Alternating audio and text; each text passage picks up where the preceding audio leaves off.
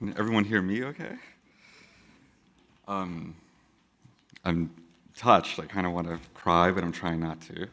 But I want to start off by just saying good evening to President DeJoya, Dean Hellman, Reverend Grumman, for a lovely invocation. And of course, to the only reason why we're here, good evening to Georgetown's most fabulous graduating class of 2019.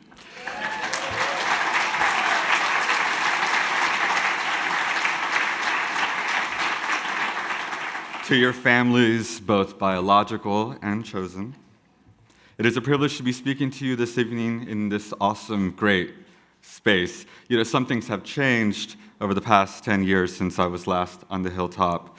My first Lavender graduation that I attended was in my first year, and it was in the Levy program room, which I'm not sure if you all know where that is, but it's a small space, probably the size of that corner over there.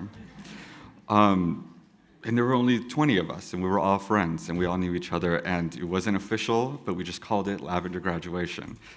From there, we've graduated by my senior year to Copley Formal Lounge, where we thought we had made it. Little did we know, right, that here we are. But first, some thanks are in order. I would like to thank you, Professor Velez, for your incredibly touching introduction.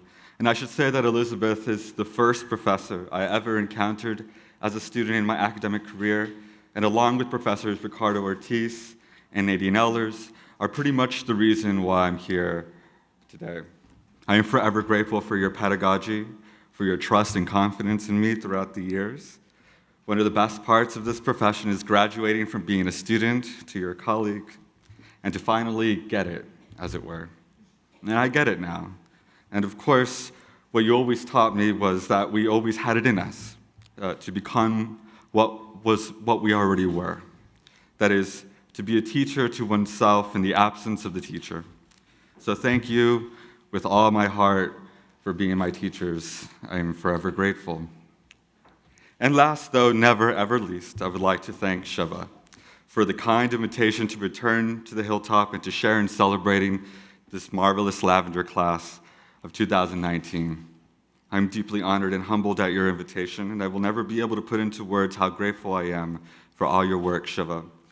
It does not go lost on me in recognizing that the incredible growth of Georgetown's LGBTQ Center could not have been possible without both the material and emotional labor exercised by a queer woman of color who, since the first time I met Shiva, when interviewing to become the first director of the center 10 years ago, has always maintained an ambitious vision for the center, rooted in a deep care for the LGBTQ community, here and around the country. And I should say that Shiva's reputation precedes her. I've been to my fair shares of universities and other centers around the country, and they all know who Shiva is. They all know her work here at Georgetown, and they're all very proud. So thank you.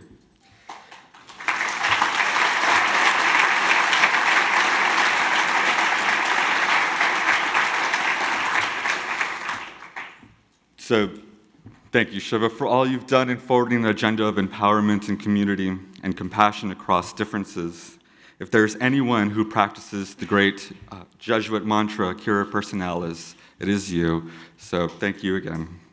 And it is here where I would like to actually begin introducing myself to you, not merely as a professor or a former Hoya or a first-generation college student or a Latino, a queer Latino first-gen college student from the US-Mexico border, or as an avid reader, a politics junkie still, a thwarted activist, a Libra, a lover, a utopianist, a romantic, or as a 31-year-old still trying to figure it all out, trying to figure out what it all means. No. Instead, I want to draw you back to a scene during my first night on the hilltop as a community scholar. A program, as you may know, is in its 50th year and directed by Elizabeth Velez. The Community Scholars Program is geared to help first-generation college students from underrepresented areas acclimate to the intimidating environment of college life by throwing some 40 students in a series of summer classes before their first year. And it's also really kind of cool because one gets to experience the campus and make friends before all the other students arrive. and to make it theirs. And so there I was, on my first night of the program, nervous and a long way from home, an 18-year-old kid from the border who felt but could not quite understand the unquiet desires stirring within him. I sat alone on the green bench to the right of the John Carroll statue that welcomes you through those awesome stone gates. Of course, at night, the campus is all lit up, and Healy Hall, that symbol of both violent construction and the terrible beauty of living with our ghost, haunted me then, and I could not take my eyes off of it. Thinking over and over, how did I end up here? How did I make it out alive from the grip of homophobia and misogyny I had experienced within my own community? If I didn't belong there then, how could I belong here now? Yet what also caught my eye at the same time was this beautiful banner that y'all are maybe familiar with that hangs on the light posts, reading Cura Personalis, right? And I was confused and in awe. The idea of care was not new to me, but the Latin word for care, cura, was. I knew curar in Spanish was the Spanish word for heal, and it sounded like cura, and I immediately wonder why heal the self would be Georgetown's battle cry. I imagine how strange it would be to cheer on the Hoya basketball team at the Final Four, saying, heal yourself, Hoya Saxa. Not really that sexy. But it would not be until much later in grad school when coming across an old philosophical book by some old philosopher where I encountered for the first time the undercited, if not underread, myth of care, and which I will quickly recite to you now, since it manages to crystallize for me what was so out of focus at 18 years of age on that night on that bench. And so the myth of care goes like this. Once, when Care was crossing the river, she saw some clay. She thoughtfully took a piece and began to shape it. While she was thinking about what she had made, Jupiter came by. Care asked him to give it spirit, and this he gladly granted. But when she wanted her name to be bestowed upon it, Jupiter forbade this and demanded that it be given his name instead. While Care and Jupiter were arguing, Earth arose and desired that her name be conferred upon the creature, since she had offered it part of her body. They asked Saturn to be the judge, and Saturn gave them the following decision, which seemed to be just. Since you, Jupiter, have given it spirit, you should receive the spirit at death, and since you, Earth, have given it body, you shall receive its body. But since Care first shaped this creature, she shall possess it as long as it lives, and because there is a dispute among you as to its name, let it be called Homo, for it is made out of humus, earth. What does it mean to be shaped and thus possessed by care, as long as one lives? Doesn't care also mean concern? Care and concern for one another, or in other words, compassion, can also feel like a burden, captured in the contemporary phrase, burden with cares, or the desire to be carefree. In Spanish, we say preocupado, for worry or concern. To be preoccupied might then mean to be occupied or possessed by concern, prior to or before something. So the question becomes, before what? Before one's God, before history, before our deteriorating planet, or perhaps before our own finitude, that one thing that despite all our differences we share in common. Care lives the ambivalence that haunted me that night and to this day, since it would seem that one could say existence itself is care. Cura personalis. I felt this deeply. A sweet understanding of sorts somehow nurtured and prodded me throughout my time at the Hilltop. So when a group of us organized under the campaign Expressions for a Better Georgetown, a coalition of diverse students from different student organizations like Metro the Georgetown, Georgetown's NAACP chapter, Georgetown Solidarity, GU Pride, Students for Justice in Palestine, Take Back the Night, among others, to demand a better and more inclusive Georgetown, leading to the founding of the LGBTQ Center. I didn't realize then that what we were in fact practicing was care. And not only practicing, but actively politicizing care. Care not only for ourselves and for each other, but a deep concern for the campus as a whole, as an entire body. And though student organizing at times were rewarding and pleasurable, mostly they were arduous, disappointing, and heavy. This is why I was asleep in Professor Velez's class. During these times, I would reminisce about my early teenage years where I spent most of my adolescence in a nursing home, visiting my maternal grandmother who was left paralyzed on her right side due to stroke.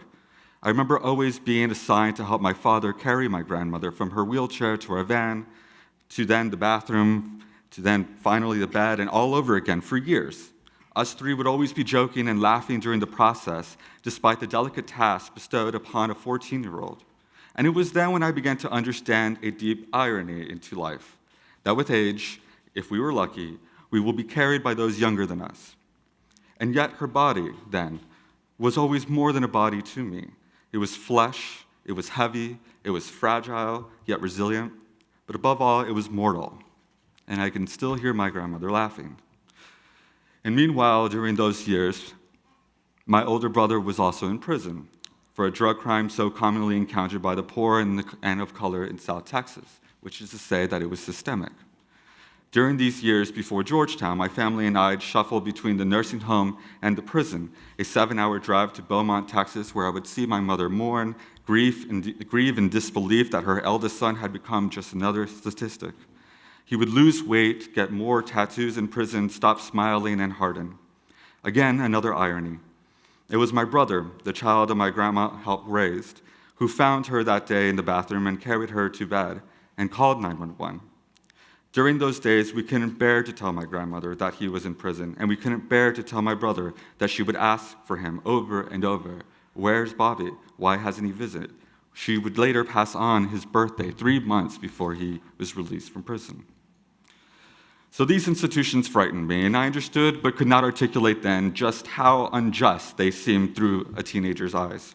I saw these institutions as larger failures of a society to care for its most vulnerable, a perverse desire to set up certain lives to fail, a society that individuated, locked people up, made mothers grieve, a society that denies to this day adequate health care to those who most need it, where freedom was for the highest bidder and the rest were left. All this raced through my mind as I sat there during my first warm summer night in the nation's capital, nodded and confused, how did I make it here? I still wonder.